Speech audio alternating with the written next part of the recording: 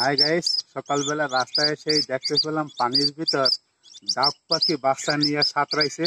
তো তিনটা বাচ্চা ছিল। আমি একটা বাচ্চা দাওয়া দিয়ে ধরে ফেলাই। এই যে দেখতে পাচ্ছেন বাচ্চাটা কত সুন্দর কালো, আর সব কিন্তু কালো, আর এই যে চুপ চুপ করে কিন্তু বলতে আছে। তো এরকম কিন্তু 3 থেকে 4টা বাচ্চা ছিল, অনেক চালু এই বাচ্চাগুলি যে আমাদের দেখতে পায় তখন পানির নিচে কিন্তু ডুব দিয়ে চলে যায় আর ভেসে ওঠে না। আর এইটা কিন্তু দৌড় দিয়ে একটা জঙ্গলের ভিতরে ঢোকে। আমি সেখান থেকে এই বাচ্চাটারে চাষ করে ধরে ফেলি। তো অনেক চালু এই বাচ্চাগুলি, আর ওর যে বাপ মা তারাও কিন্তু চালু। দেখতে পাচ্ছেন আমাদের কিন্তু এখনই ঠোকরাচ্ছে। এতটুক বাচ্চা হয়তো 3 থেকে 4 দিন হয়েছে ডিম থেকে বাচ্চাগুলি ফুটে বের হয়েছে।